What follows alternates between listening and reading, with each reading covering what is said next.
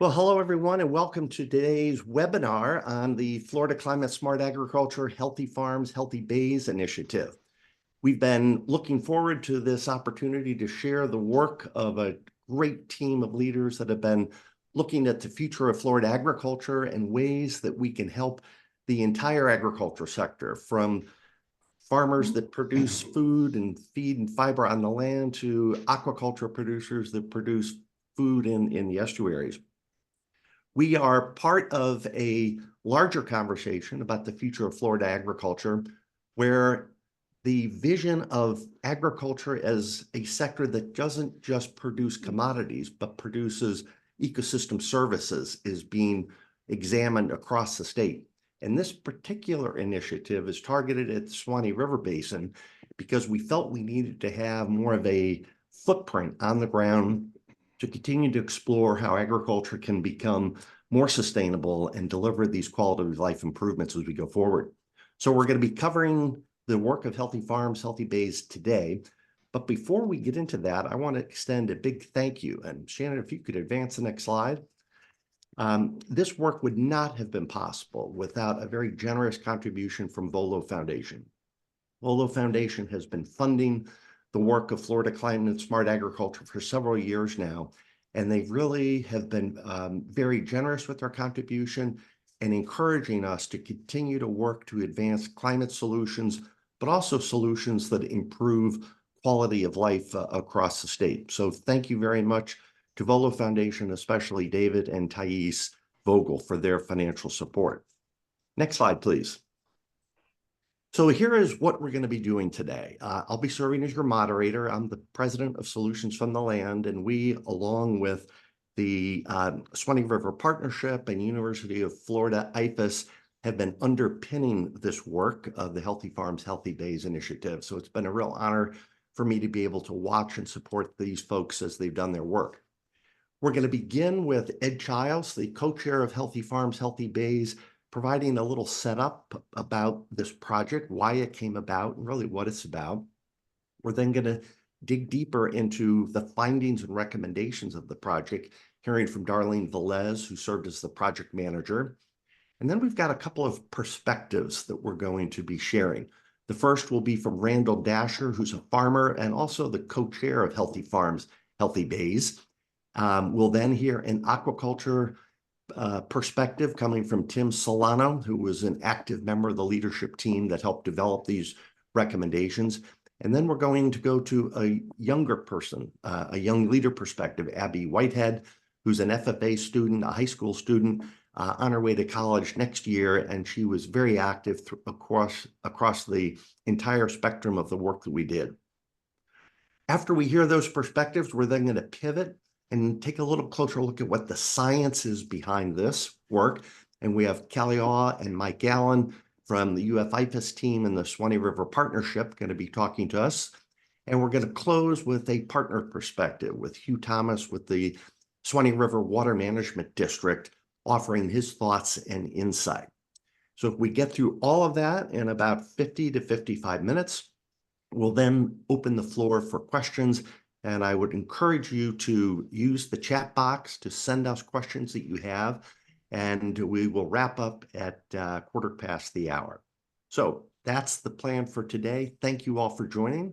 And I am going to turn it now over to Ed Childs for the setup. So Shannon, you can advance the slide. Thank you. Over to you, Ed. Thank you, Ernie. And I want to echo your comments and thanks to the Volo Foundation for supporting this important work.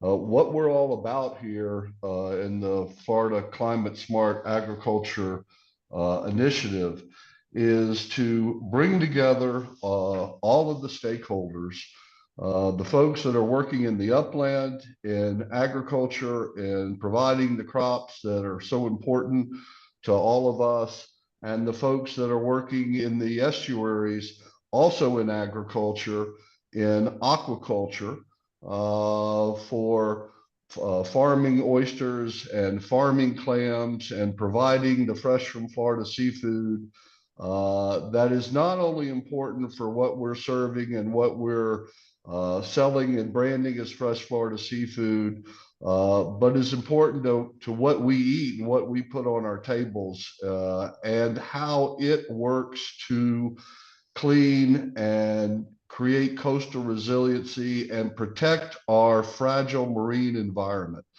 Both the ag and the uplands and the aquaculture and the seafood production in our estuaries are who we are. It is what our heritage is.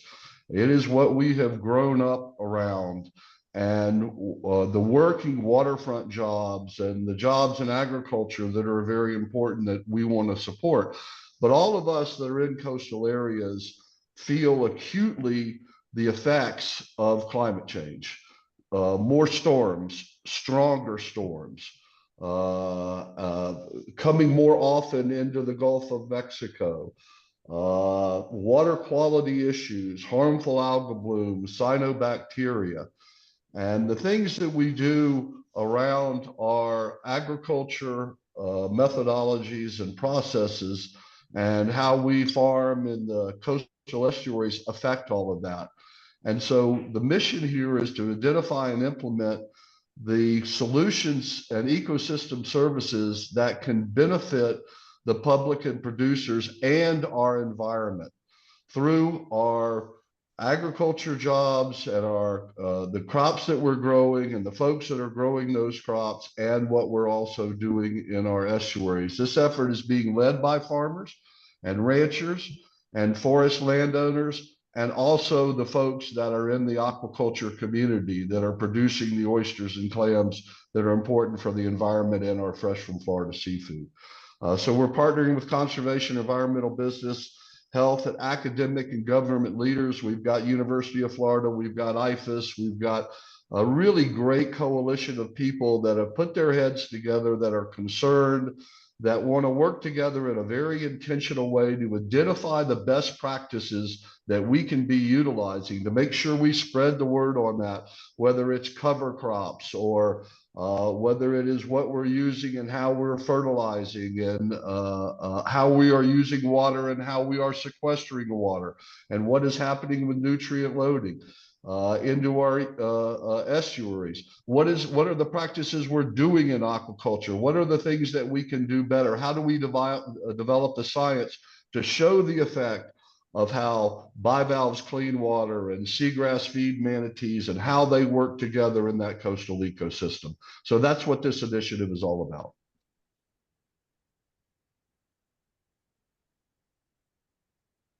Great, Ed, thank you very much. Now we're going to turn to Darlene Velez, who's going to give us the condensed version of 2 years worth of work in about 7 minutes. Right, Darlene? Over to you. Yes. Yes, I wanted to thank you, Ernie. I first wanted to start out by recognizing all the people who was on this team and made it successful. The advisory support teams on the left, we mentioned some of the folks there, and they helped kind of put the idea together and hire me as project manager. And the stakeholder leadership team, they are really the heart of this project. They put in the hard work, they volunteered their time and spent time away from their families and their farms and the water to be able to look forward and think about how to do things better.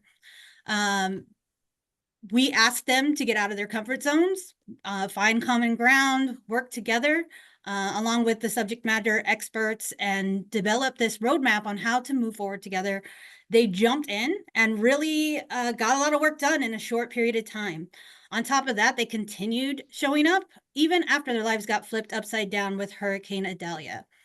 Hurricane Idalia was a Category 3 hurricane that swept through the Swanee Basin. It impacted almost everyone that was on this project at some level.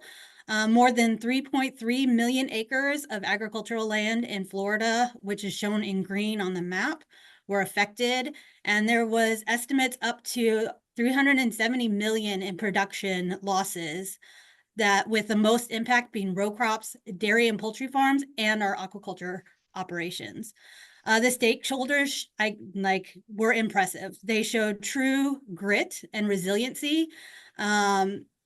and those who are able returned to continue the conversation, even as they were piecing the rest of their lives back together and their livelihoods back together. So I'm going to jump forward to some of the things they came up with. One of the things we had them do at the beginning was really think about what their common ground was between upland farmers and the aquaculture community. They had a shared acknowledgement that urbanization was a common threat in the Swanee Basin. They shared the belief that successful ag upstream made a better situation for those who were downstream. They really bonded over their shared commitment to stewardship of nature and their shared family values with both. They were really multi-generation heritage and wanting to make sure that their way of life was available for the next generation. And they shared a frustration of apparent lack of progress of the emerging issues that they saw, and they were really eager to see some real action take place. Next slide.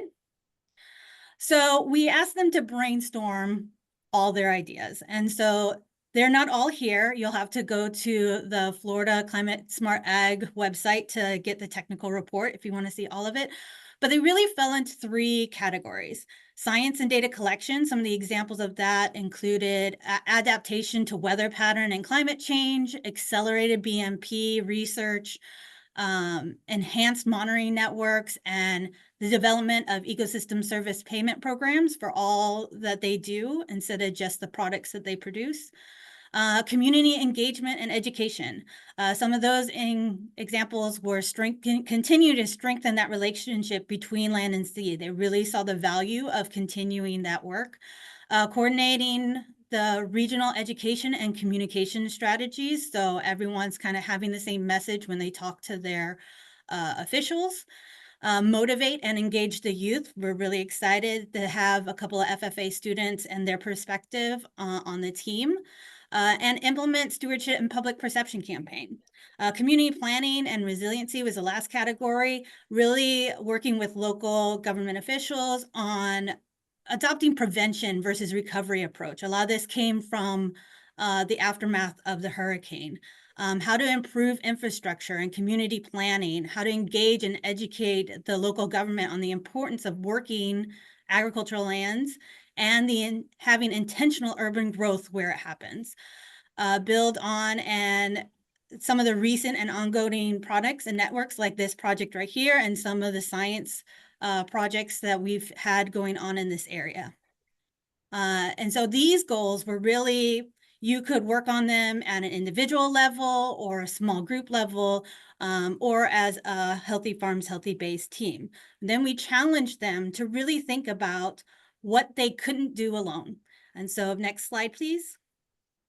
So the two priority goals that they have that they're asking you for help with and trying to do this call to action is an accelerated best management practice research and implementation program. This includes not only the BMPs themselves, but quantifying the benefits of it, and also including some climate smart resiliency research to help them better deal with the changing weather patterns and climate change that are coming in the future that they see. And the second one is creating a comprehensive agriculture and aquaculture community engagement, education, and advocacy program. There's a lot of work being done on this already, but they felt like it was done alone in silos. And so they want to kind of gather the resources together, starting out with like a shared working group of all the people who work on it that they can share resources. And ultimately, the big goal, the pie in the sky goal would be to have all the agricultural advocacy programs come together and share resources to create a joint regional joint regional program and center that they could go to as a one-stop shop for this information. And I believe we're handing it off to Randall next. Is that right, Ernie? Yeah, thank you very much, Darlene. And well, we're going to go through another round here once we finish presentation. So I'm sure you'll get some more questions about the details of the overall core primary recommendations that came out of that work. Okay, now we're going to go to these different perspectives, and the farmer perspective is critically important because they control so much of the land in the upland areas of the watershed. And Randall Dasher has been a lifelong conservation farmer, has been very active with the CARES program. He served as one of the founding farmer leaders on the Florida Climate Smart Ag Work Group, and then went on to co-chair the Healthy Farms, Healthy Bays initiative with Ed. So Randall, maybe just talk to us a little bit about the types of practices that we're trying to get on the ground, and what help farmers need to scale up the implementation of these best management practices that will help them be more productive and sustainable, and at the same time deliver a water quality and environmental improvements down in the watershed. So Randall, what are your thoughts on that? Okay, the farming community and farmers in general, they're always looking for best management practices. What can we do better, and what things that we can do to improve the bottom line? Because we have to stay profitable, or to be in business. Our land is the filtration system for all the aquifer, and so we got to take care of the land, but not pollute the water below it. And so one of the best tools that has come down the pike for farming community is the GPS systems on our equipment. They have saved a lot of fertilizer, a lot of chemicals by being precise and accurate. And that helps our bottom line. We don't want to waste an ounce of chemicals or an ounce or a pound of fertilizer. And it's less trips over the field, so it's more fuel efficient. And so we want to do everything we can to be, more lean and productive in what we do. And the pivot systems, the science behind those, the technology behind those has come down to where we can spoon feed the crops, especially corn that uses a lot of nitrogen. Most of the farmers, depending on the size of the stage of the crop, can apply the base fertilizer up front, but then spoon feed it through the pivot systems every 8, 10, 12 days. I know a lot of consumers see that pivot running after we got a big rain yesterday. Well, he's on a fertilizer schedule, putting out, maybe 1.5 to 2 tenths of water to get that fertilizer out there to keep that crop moving.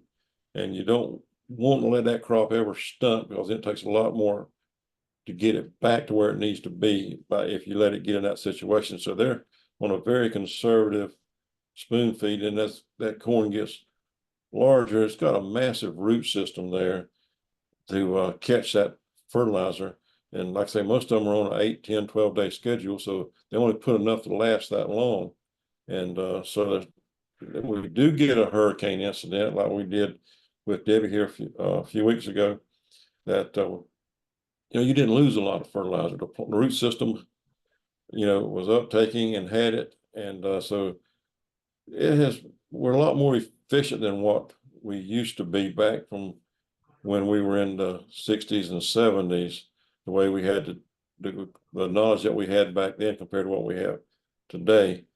And so we depend heavily on IFAS and FDACs to keep coming up with science data for us to use, so that we can be more efficient and with our fertilizer and chemicals, and still stay profitable. Okay, Randall, thank you very much. And I'm sure there'll be some questions coming back to you in terms of what do they need help with now as we go forward. Okay, our next perspective is going to be our aquaculture perspective, and we have Tim Solano with us today, a waterman. And Tim, over to you. Looking forward to your comments. Good morning. Yes, I'm a second generation clam farmer over here in Cedar Key. We are very proud of what we do as farmers, because not only here in Cedar Key do we produce 90% of Florida production for clams, and that puts us ranked number 3 on the national list, but we also are cleaning the waters with the product that we're putting out there. Our clams can clean 1.06 grams of carbon through the carbon sequestration process per year. And they can also clean 0.09 grams of nitrogen through denitrification. So the product that we're producing here is cleaning the waters, and we're very proud of it. The past couple of years, though, the climate change that we've been facing has pushed hotter waters. We've been having hurricanes hit us that have been devastating our farms completely, wiping product out, killing future crop rotations that we would have. We've been having rainfall that's coming in unpredicted amounts. In 2 days, getting 20 inches, which will cause us to shut down, but also the fresh water will cause our product to die. So recently, with these climate changes, we've been noticing and facing a lot more harder challenges over here in the aquaculture industry. Especially with this last hurricane, we were crippled by Hurricane Idalia, and then Hurricane Debbie comes through. A lot of farmers did not expect it to be as strong with the levels that it was showing the hurricane as it was coming. The hurricane decided to stay here for almost 16 hours and drop almost 24 inches of rain on us. And with that, also, we had 86-mile-an-hour winds that were maintained, just blowing and ripping clam bags out of the beds again. So we've been having several years where we have just faced hardship after hardship, and it's due to this climate change. And that's why I got a part of this board, is because I want my kids to be able to go out there and plant their own clams in the future. And I know that the way that the Florida climate is changing, that we have to be on the forefront, and we have to be looking for something that we can do to prevent this before something happens, and we're looking just to try to clean up the mess. So thank you. Great. Thank you, Tim. And we'll be circling back once we wrap up our presentations and questions. Okay, now we're going to shift to our high school student participant, one of two we had on the leadership team, Abby Whitehead. Abby, you're probably in school right now, so we appreciate you ducking out of classes. If you need a note to give to your teacher, we'll send one over for you. But over to you, Abby, for your thoughts and comments about why this is important and what motivates you. Absolutely. So my name's Abigail Whitehead, but most people call me Abby because Abigail won't fit on the polo shirts. I'm a 5th-generation aquaculturalist out of Horseshoe Beach, Florida. I'm vice president of Dixie Senior FFA. And the reason that I originally started this was because I like to learn about different things in the industry.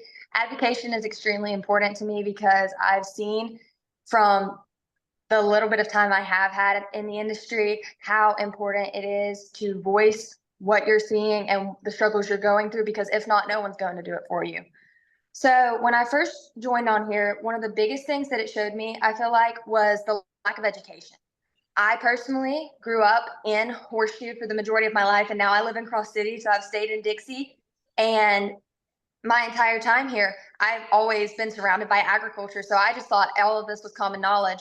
But lots of people don't know how big of an impact the industry has. For example, in 2022, Florida had 47,300 farms and ranches that utilized 9.7 million acres. Dixie County alone, in its market value of agricultural products, sold $11 million. Our entire county has 16,000 people, and we produce that much. One of the biggest things that really scared me about the project was the urbanization prediction patterns. There was the Florida 2070, and it showed what it currently looks like as far as urbanization. And then it showed the trend map for 2070 if things continue. And that is scary to look at, because you see that those red dots of urbanization have pretty much consumed the majority of the state, which has valuable farmland, and it's extremely limited. So I liked being on this project to see that I needed to start speaking up more and being able to look into how we can educate people about the agriculture industry. As somebody who is one of the younger people on this initiative, I was extremely excited at the opportunity. There's a lot of amazing individuals on this project, and a lot of people who I really look up to as well. For example, Dr. Allen, I recognized him when I first went into the room there at our first aquaculture meeting. And when I finally connected the dots, I realized that it was from 7 years ago when I went on a field trip to the IFA Center at Seahorse Key. And he toured us around and taught us about the ecosystem in Cedar Key. He taught us about the food webs there. We got to drag a net and look at all the different fish in the touch tank, and he taught us all about those. He dissected the fish for us, It was an amazing learning opportunity and something we still talk about today. So looking at people like him, I take a lot of inspiration because it shows how experiences like that can have impacts you don't even know about, and it can end up staying in people's minds. So this is something they're interested in, and it gets them excited about the industry. So I've taken from that, and I've decided that I want to start trying to have opportunities where I can teach others about the industry in any way I can, whether it's interactive or through social media, since a large part of my generation is on social media. So I've started a TikTok and Instagram page called Abby's FFA Journey. On there, I talk about the industry and I talk about all the different things that we do in FFA. I am trying to start a podcast slowly but surely. And on there, I have over 150 applications from 43 different states so that we can talk about agriculture all over the country. Because if you can spark an interest in people, young people, then you can get them involved in the industry. Because here's the thing. We have such short attention spans, as sad as it is, that you have to catch us like that. It's not something that you can slowly just show us facts and we'll join. I know that people at my school aren't going to get excited if they see a bunch of numbers, but if you show them things like this map with the Florida 2070 predictions, then you look at it and there's color and it catches your attention and it really says, wow, okay, we need to speak up and be involved in the industry. So I'm extremely thankful for the opportunity. And I just hope that I can continue to advocate at least half as good as everybody on this team. Thank you.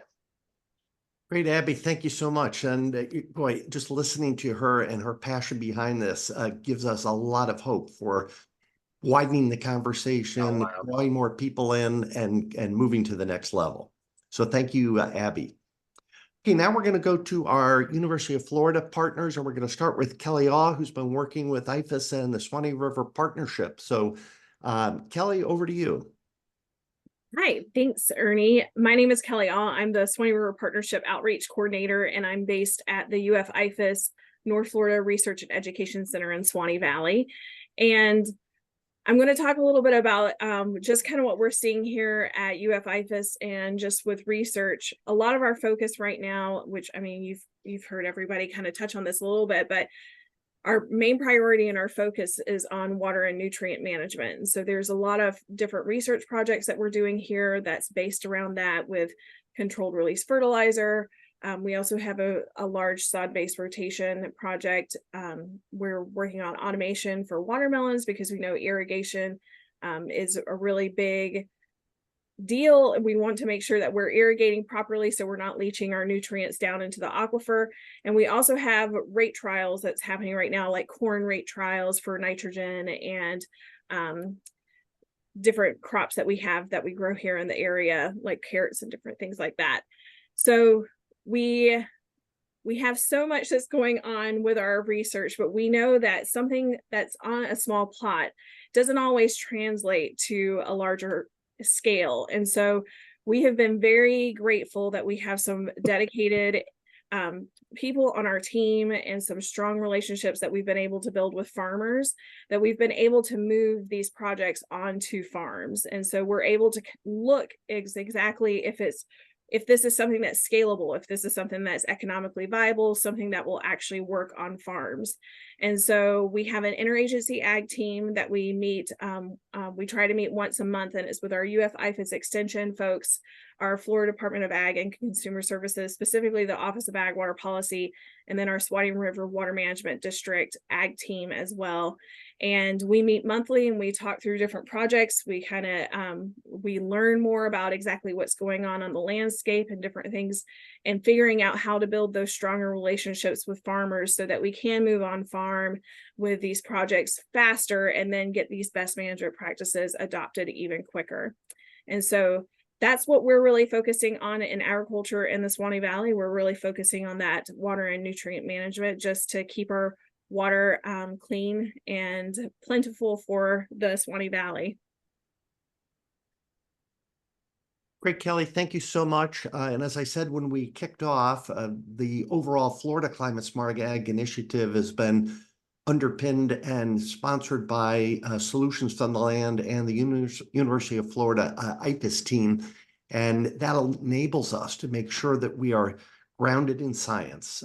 We don't want to do anything that hasn't been tested and proven. And it's been a wonderful partnership to be teaming up with our research partners and our extension outreach partners to carry this conversation out to the field and help others get involved and scale their practices. So now we're going to go to another part of IFAS, our aquaculture partners, and Mike Allen is up next. So Mike, over to you. Yeah, thank you, Arnie. I've really enjoyed working with this team over the last several years. And what I'm going to talk about today is a project that was going on in tandem with this Healthy Farms, Healthy Bays initiative. And it was funded by the National Academy of Sciences to look at the Swanee River Basin as a whole and look at it from a perspective of what are the effects of climate and land use change in the future, and what are the implications of those changes for downstream impacts like the estuary and including fisheries and shellfish aquaculture. So this was a very large collaborative project across multiple departments and colleges at the University of Florida. You can see on the right there all the folks that are involved. We had economists, we had hydrologic modelers, we had ecological modeling, and we had a concentrated public outreach scope. The project really was set up to look at how the future of the Swanee Basin is expected to change with climate impacts, with changes in temperature and rainfall patterns, as well as land use impacts. And this is a part of Florida that is expected to grow substantially in urban expansion in the area. And so we wanted to look at both climate and land use patterns in the future. The hydrologic modelers did objective 1, which is to look at how climate and land use will influence discharge and nutrient concentrations in the Swanee River. That was objective 1 on the slide here. Objective 2 was to take those changes in discharge and nutrient concentrations and make some food web predictions about what that would mean for the Swanee River estuary itself, including things like fisheries, oysters, seagrass, as well as shellfish aquaculture. Objective 3 was when we had our economists work with us to say, what are the implications, the economic implications of the future status with regard to climate and land use patterns, and make some predictions there. And then we had a strong partnership with state and federal management agencies, including the Swanee River Water Management District, to help us integrate the outputs from this into the ultimate conclusion. So I'm just going to hit a few high points about what this study showed, and the timing worked out really well to do this in concert with this initiative as well. So next slide, please. So our main conclusions, well, first of all, our hydrologic and ecological models were very effective at predicting the long-term trends looking back in time at the Swanee River, as with regard to discharge and with regard to how the food web would change in the future. We were able to effectively predict the historical data in the system, which gives us confidence that we can effectively predict the future conditions given a set of future rainfall, temperature, and land use patterns. Nutrient loading in the Swanee estuary was mainly driven by land use. And we had one scenario that was a pretty drastic scenario of agricultural expansion, and it showed big nutrient impacts on the estuary with higher nutrients, which has some positives, but mainly negative effects, which I'll talk about briefly. But climate factors really had a stronger effect on the estuary than land use, and that's because the rainfall patterns are really going to drive what happens in the estuary through discharge. So both land use and climate were important, but climate was a bigger effect on the estuary than land use per se. Increased agriculture, and this was a scenario, we ran a number of scenarios, but one of them was a pretty extreme case of looking at agriculture expanding throughout the basin. And what it showed was that that was predicted to increase nutrients, and in some cases that caused some fish groups to increase, but there were negative effects, including loss of seagrass and potential increase in harmful algal blooms. Shellfish aquaculture also showed some benefit of higher nutrients because nutrients fuel phytoplankton and zooplankton that shellfish eat. But there remains high uncertainty with that. And given what Tim Solano mentioned about the increased temperature stress and freshwater stress that the shellfish industry is facing, this highlighted that increased rainfall and increased temperatures are going to increase the risk of harmful algal blooms and the risk of shellfish mortality events, which we've already seen. So next slide, please. The total value added and employment in the basin were closely tied to agriculture, timber, and aquaculture operations. These are the main industries in the Swanee Basin, which extends well up into Georgia as well. Modest changes in land use that we might expect to see over the next decade or 20 years showed relatively minor changes in economic value and employment, but anything that hurt the agricultural industries in this basin hurt the economics of the region as well. Our study included some interviews with anglers, and we found that anglers were willing to pay higher rates for their fishing trips to prevent declines in seagrass and to prevent declines in fish species. So anglers cared about habitat and they cared about fish species. Our advisory committee, which had a lot of state and federal agency partners as well as NGOs, was heavily engaged in this. And they helped us actually develop the future scenarios that we considered, and we have a lot of those. And this project lays the groundwork for future use of this study in management and policy. And by that, I mean land use decisions and those kind of things, which we have showed are going to influence the Swanee River estuary. This project can help inform those kind of decisions. And so that's one of the things I want to talk about today. So next slide. We see a need for some additional data collection in the estuary. There's definitely some data gaps. And one thing that we haven't considered yet is the inshore-offshore dynamics. The inshore areas around the mouth of the Swanee River are very important nursery habitat for things like red snapper and groupers, which are highly valuable, both recreational and commercial fisheries. So incorporating those offshore dynamics is an important next step. And then the step we're at now is to work with managers across all these industries, agriculture and natural resource industries, to consider future management options. So the timing of this worked out well to do this in concert with this project, and it's been a great partnership. So thank you, Ernie. Great, Mike. Thank you so much. I hope by now you're picking up the theme of, boy, there's a very diverse collection of players that have come together to take a look at the watershed, to look at strategies to help ensure that it's vibrant and healthy going forward. And I think that is what's so novel about this. It involves cross-boundary collaboration with many different types of partners. And our next partner is a great example of that. Hugh Thomas is the executive director of the Swanee River Water Management District, and they are very, very focused on water management issues. So have a stake in all of this work. Hugh, what are your thoughts? Well, good morning, Ernie and partners, and appreciate the opportunity to be here this morning. And what you see on screen here, I've only got one slide, but what you see on screen here is really kind of an outline of the Swanee Basin from a surface water and groundwater perspective with this. And a lot of people don't realize that 57% of the Swanee Basin watershed is actually in Georgia. And I really like this LIDAR map because it really defines, I think, the diversity of geological formations that we have here in our district and in the northern part of Florida, and how that geology affects our water. You've been hearing water as a main theme as part of the presentations today and the discussions. And certainly, I'm going to continue along that main thread with this.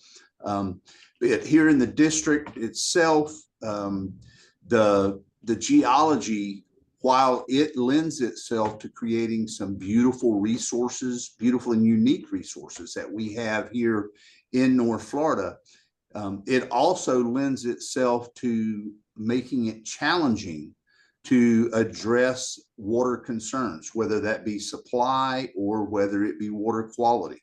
And you've heard some of that discussion already this morning.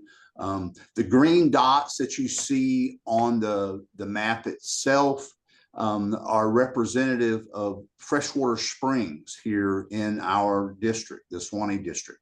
We're known as the Springs Heartland with over 450 freshwater springs. And when you think about our springs, those are driven by groundwater and groundwater pressure and availability here. So certainly the water use from a pumping or withdrawal perspective is critical to maintaining our ecosystems here. And that's one of our core missions at the district here is water supply, to maintain that, not only for today, but also looking into the future with that. In our district, agriculture is the dominant land use and water use within our district. Currently, we have about 155,000 acres of our greater than 800,000 acres of agriculture within our district. That 155,000 acres are currently irrigated. You heard Mr. Dasher mention some of the irrigation systems that are in, and all those are related to water withdrawals. And certainly that's part of the district's responsibility to maintain that balance between a healthy ecosystem and availability of water supply going forward with that. And here in Suwannee, we're looking at a projected growth in agriculture. And over the next 20 years in the neighborhood of about 17% in irrigated crop production. So we have to allow for that in our planning efforts going forward relative to our minimum flows and minimum water levels development. And certainly what happens on the land here affects our surface water and groundwater and ultimately our estuary. So hence, supportive of the healthy farm to healthy bays theme, that what happens on the land happens in the water and with the connectivity.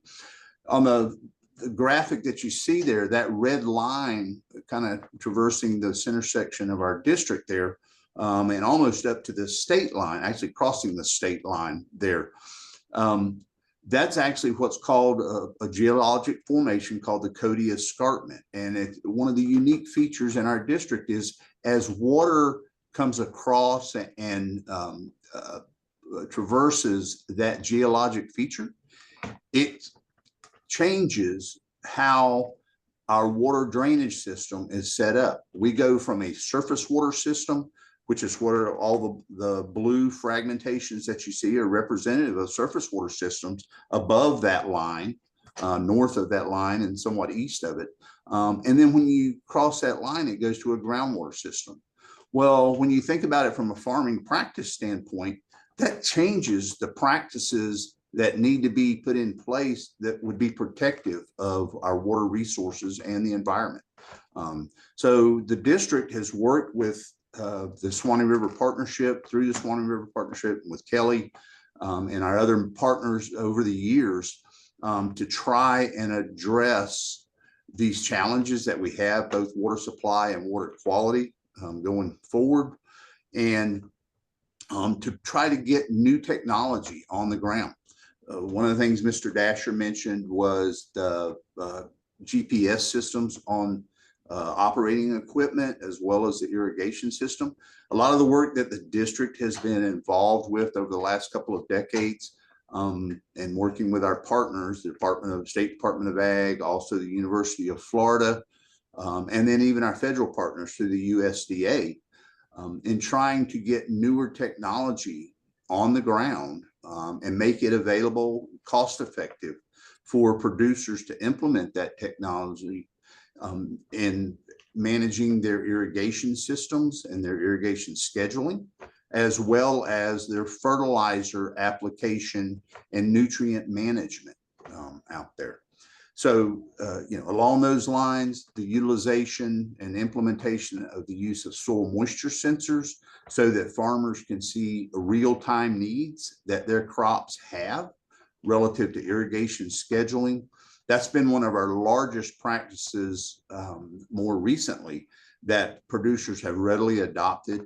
Here with our partners, we offer cost share to get that implementation on the ground for producers with it, as well as some of the precision fertilizer application work that we do, and that we cost share with our partners. And we rely heavily upon IFAS on the research side of that to help show what is efficient, what helps with the producer, and what's cost effective for the producer to implement and maintain going forward.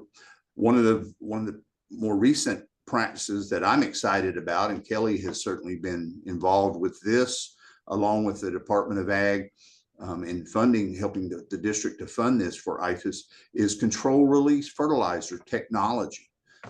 We recently have signed agreements for a 3-year project to look at getting that type of technology out here on the farms. The pilot projects have been very successful, the ones that have been in small scale out on some of the farms, but broadening that application of that, and making it feasible for producers to put that type of fertilizer out there with the technology on there to maintain, so that whenever we do get some rains, that the heavy rains like we've recently seen with Debbie and last year with Idalia, and that were mentioned earlier in the conversation, that fertilizer is not lost to our groundwater resources, impacting and changing the water quality there.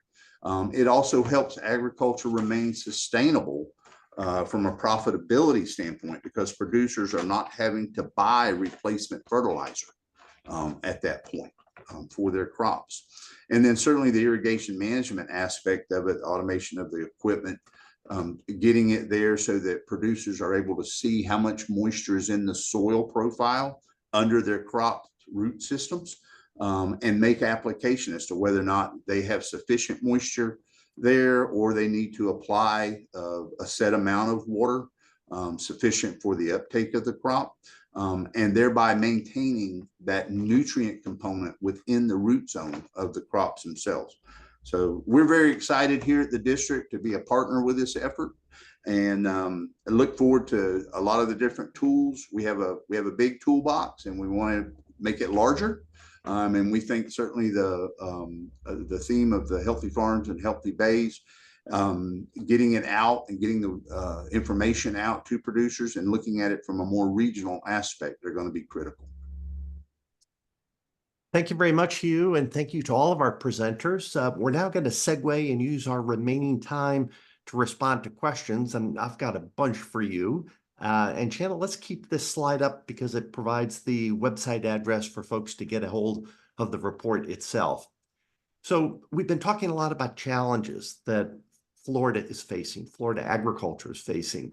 And these are not minor challenges. These are the big ones. When you think about climate change, when you think about the economic viability of agriculture to be successful going forward, the environmental challenges that can be associated with farming practices, trade disruptions caused by competition offshore, as well as problems within the state.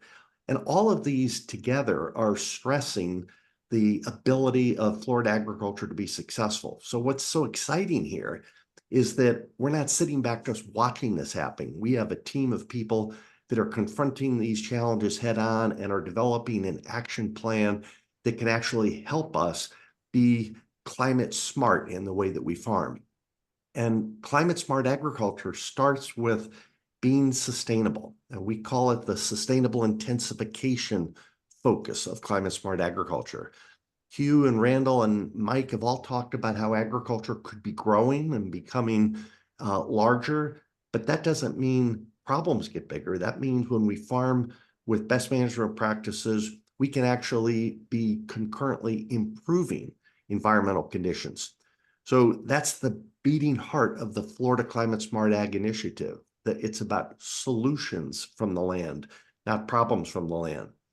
And as we become more efficient, and we're recognizing we're not just producing commodities, we're filtering and storing water that can be used to support aquatic life in the Swanee River Basin and in other rivers and streams across the state. We are sequestering carbon, we are enhancing biodiversity, and all of these things contribute to a better environment and improved quality of life. So we've got these challenges, but we're moving head on to meet them. So as we move into questions, I want to start with one of the biggest challenges, which is land fragmentation. A couple of you mentioned the recent report that came out of the University of Florida, the 2040-2070 report that is showing large increases in population going forward. And when you think about the climate change challenges and the existing population sometimes moving away from the coast inland, they could end up in the Swanee River Basin. And more people means more competition for the land, potentially more pollution. So it's a big deal. And Ed, let me go to you on this question. As you think about the threats to the future of agriculture and to the future of the environment, trying to find some way to manage growth so that we're maintaining agriculture as a viable industry that is contributing environmental improvements, as opposed to asphalt rooftops and impervious surfaces that are going to create additional flows of excessive water and pollution into our estuaries. So Ed, what are your thoughts about how do we confront this challenge of 1,000 people a day moving into the state of Florida, as well as the migration away from the coast? Do you have any thoughts there around what we can be doing to be smarter about how we manage growth? I think that is really the crux of the issue in Florida, right? The three fastest growing states in the country are in the South. It's Georgia, it's Florida, and it's Texas. And out of those, the fastest growing is Florida. So there's no sales tax. Come on down. The environment is great, and we want it to stay great. The temperatures are moderate, and we are seeing this right now in a very real way in my home county, which is Manatee, which is one of the fastest growing counties in the state of Florida. And in that county, one of the fastest growing zip codes in that county and in the state and in the country is Parrish, Florida, where we have our organic farm. We have I'm in the restaurant business. We have 3 waterfront restaurants on the coast. So I feel that storms and harmful algal bloom issues acutely. They're what keeps me up at night. And about 10 years ago, we took over a former CSA, a 26-acre farm that was partially organic, 26 miles inland from our estuaries where our restaurants are, right on the coast. And in those areas, which used to all be rural, they are now all subdivisions. And in the recent storm we had in Debbie, just 2 weeks ago or so, we had tremendous flooding in areas that had never flooded before. Why? Because we didn't have those rural areas. We didn't have that cropland and that farmland that is so important to be able to filter water, to percolate water, to hold water, and to not let water stack up. And so I think what we are seeing a more concern, we are seeing the lights go on, and certainly in all of those hundreds, literally 500 homes flooded. The great majority of those that had never had a flooding problem before, in areas that were new areas that were built up, that according to the folks, the powers to be, weren't supposed to flood, and they are flooding. So people are getting very concerned, and people are paying more attention. We just had some elections in Manatee County that showed that out in a very, very strong way that we hadn't seen in a long time. So I think what we want to be doing is what we're doing in this group, and bringing people together, bringing stakeholders together, educating people about the importance of our rural lands, our agricultural lands, what we've got going with the development, what we also have going with solar, where we're now turning a lot of lands over into big solar fields, and what's the impact on that on the environment. So people have got to get active, and they are getting active as they see more of these things affecting them. And I think, Abigail is such a bright spot here, because the way we fix this is we have a groundswell of people from the ground up, and that really needs to involve young people. Just like the tobacco program, it was so successful because it involved young people. And the young people, Abigail's generation is the generation that's going to get the bill for all of this. Makes no mistake about it. I've got 10 or 15 years left. I'm 69 years old. But Abigail's generation and my grandchild, Childs' generation, Childs Masters is his name. He's with me in Montana right now, and we're fishing down on the river. That's why we do what we do. That's why I care so much about this, because the future, we owe nothing left to the future generations to give them what we had, what we grew up with, the heritage that we inherited. And woe be it for us if we're the generation that does not act, so that future generations have the same kind of wonderful experiences and lifestyle and health and environment that we have had. Thank you, Ed. Let's go downstream to the estuary, and I want to call on Tim and Abby here at this point in time. Tim, you talked a lot about the struggles that you're going through right now, the mortality due to higher temperatures and storm damage in terms of your clams. So we know that's something we've got to keep working on. That's why the emphasis on being climate smart can hopefully mitigate some of that. But how about, can you talk a little bit about habitat loss? You know, these clams need a special environment to live and survive in. Have some of these storm events also been taking out seagrasses that are vital? And what do we need to be doing to help bring back the ecosystems that support the bivalves?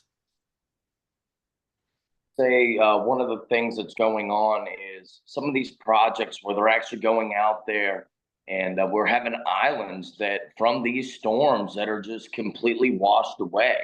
And when that happens, these islands create natural buffers for this fresh water that comes in off these rivers. And so whenever we lose a buffer, that fresh water is coming directly over to the clams.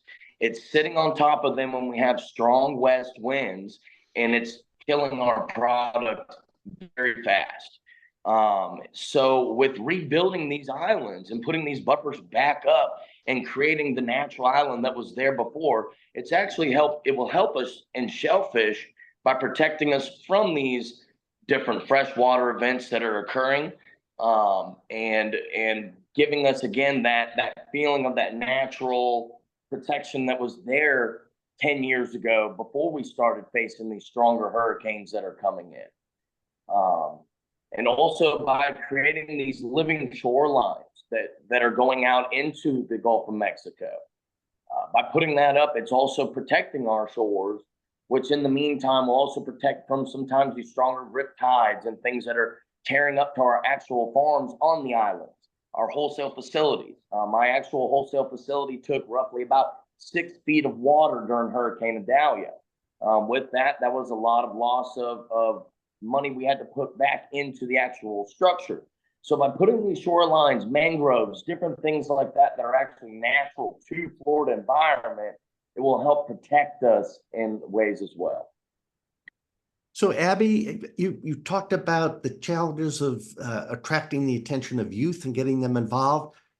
What's your thoughts about, could we possibly mobilize a youth conservation corps movement to help them get some hands-on experience with restoring some of these shorelines, whether it's planting seagrasses or mitigating storm damage? Do you think some of your friends might have an interest in getting dirt under their fingernails and actually doing that type of work? Absolutely. Yes, sir. Like I was saying before, hands-on experiences do have a large impact on us because we're out there seeing that there's so much more to agriculture and to conservation than just numbers or just sitting there and playing with dirt. Like there is a purpose behind it, and it's a movement that we can get behind.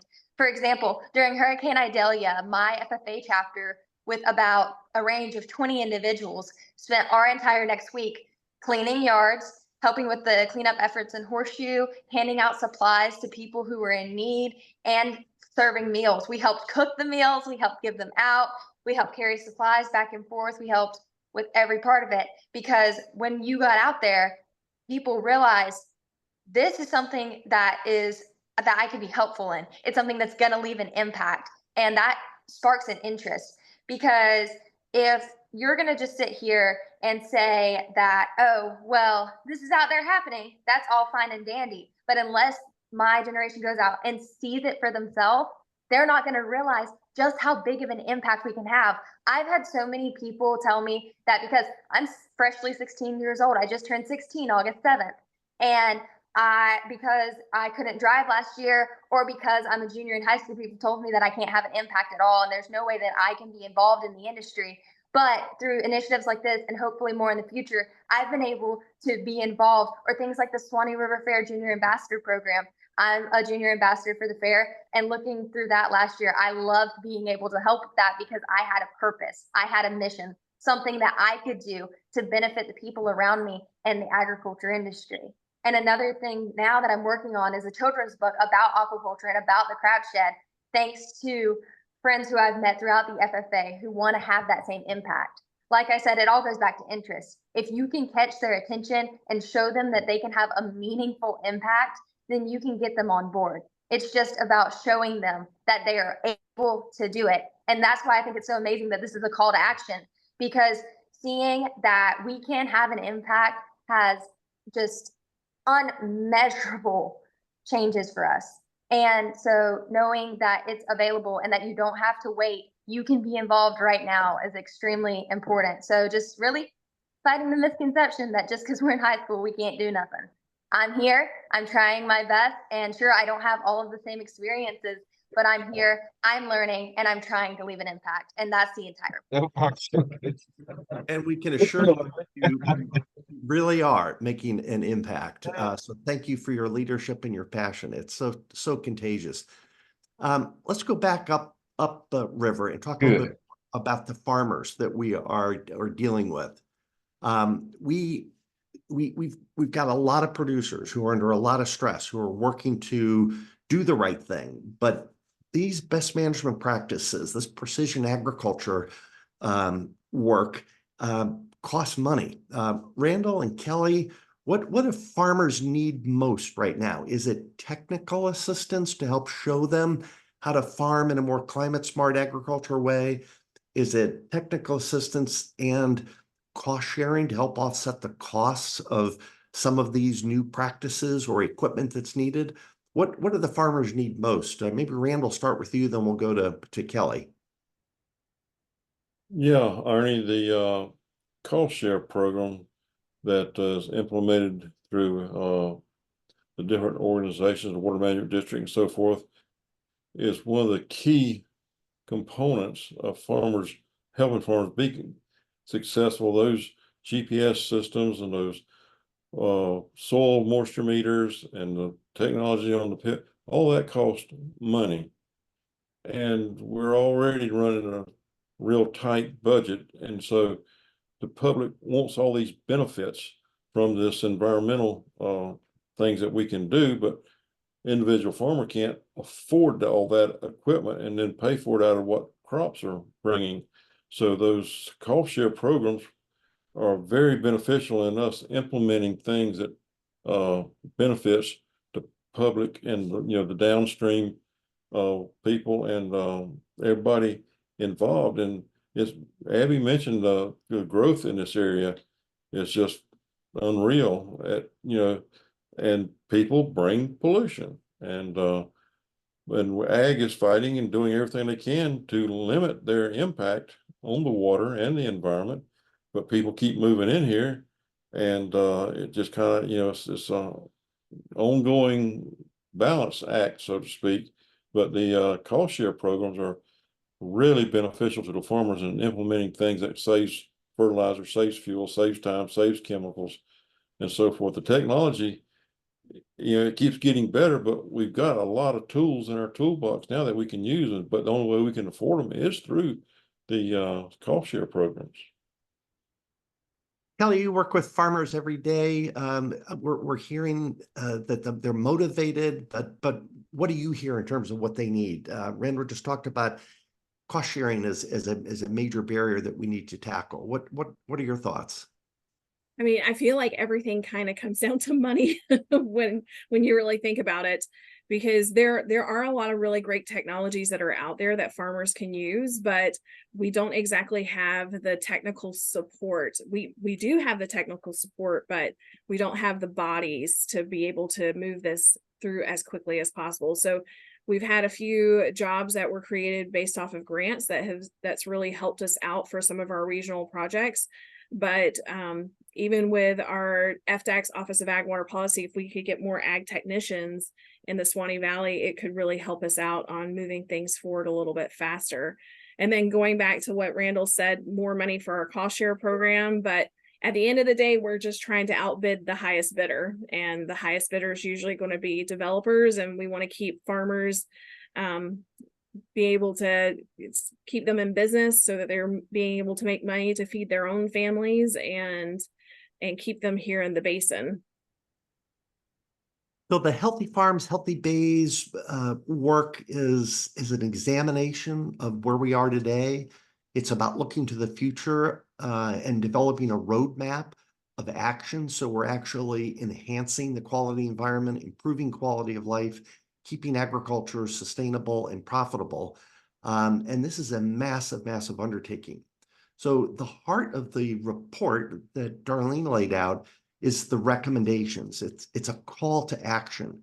It's a call to policymakers to scale up and expand technical assistance and cost sharing. It's a call to action for all stakeholders to come together and get involved and participate. And this report has been out for about a month now, and I'm excited to report that the call to action is being heard and they're being responded to. So Hugh Thomas, you've been involved working with us on the Swanee to Gulf grant proposal, a $25 million grant proposal that was put together this spring and summer in response to the call to action from Healthy Farms, Healthy Bays. Can you talk a little bit about that collaborative project, that multi-stakeholder effort, and what we're hoping to do?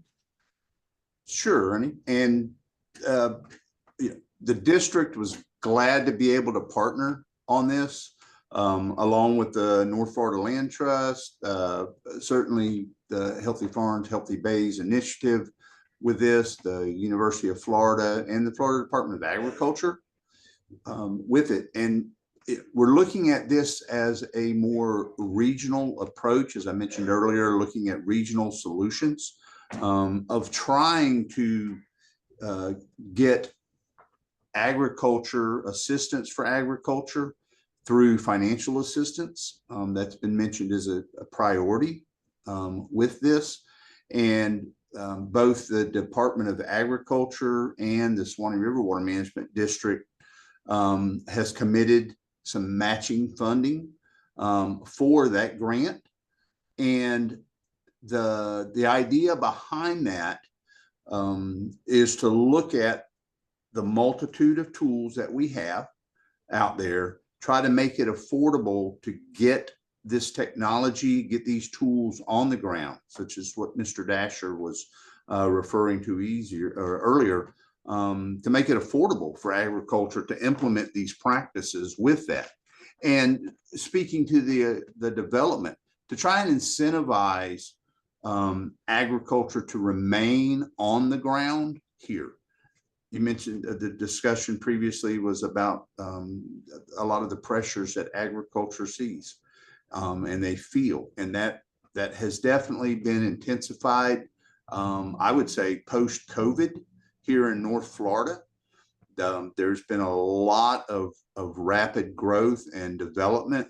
I think one of the solutions to that is to show the value of agriculture, the value of green space here, not only for carbon sequestration, but also for protection of our water resources, protection of our air, and to show that. Certainly the passion that Abby has here and she brings to the table, I think is going to be critical. Getting those young people in front of our decision makers whether it's at the state level or at the local level, with that messaging that our growth from a residential and urbanization standpoint needs to be managed so that agricultural space can be preserved. And I think that's the intent behind our Suwannee to Gulf S2G project that was submitted to the USDA for funding. So this is really an all hands on deck call to action. So we're looking to Washington for the federal government help, but we're also in a conversation with the Florida Department of Agriculture, with the Department of Environmental Protection about what additional resources the state could provide and make available.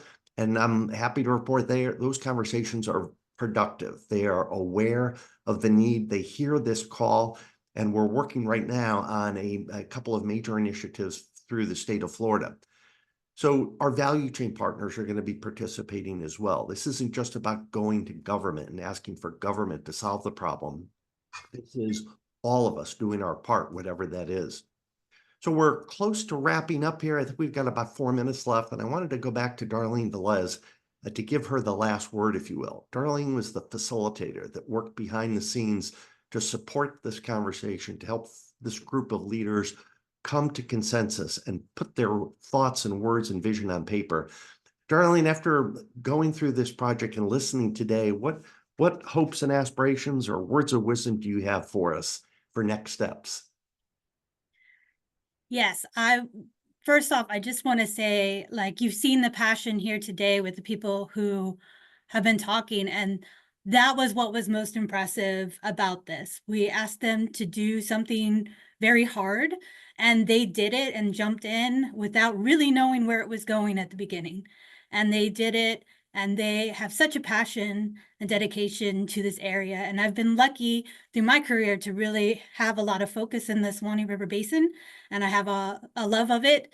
And so being able to see the passion that everyone has and the dedication they have to the way of life in this area and keeping that spaces green is amazing. The big things that they really focused on was that urbanization threat that they see of sprawl showing up. If you go and I used to work at the Suwannee River Water Management District with Hugh, and the hour drive that I had there, I do it again now, and it looks completely different to me.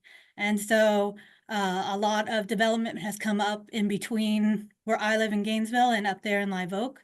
And I think everyone sees that in that threat.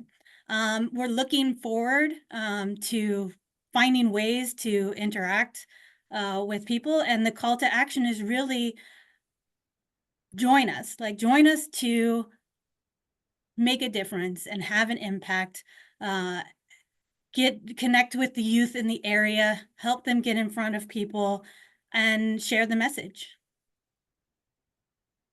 So on behalf of the project sponsors, Solutions from the Land, Florida Climate Smart Agriculture, the Suwannee River Partnership, the University of Florida, thank you all for your leadership, for your service, for your inspirational commitment to bring this report to life. When we put this project together, we said we needed to have a paper trail. We needed to have something that helped tell the story, but this was not about producing a report. It was about unleashing a movement. And I am very, very confident, based on what we've seen so far, that this movement is going to take root and grow and provide the solutions from the land that will benefit the state in its entirety. So thank you all for participating today. This closes out the webinar. We'll be providing copies of this, so please share it widely, and let's continue to do the work that you're about. Thank you so much. Thank you all for the Thanks, opportunity. everybody. Thank you. Thank you.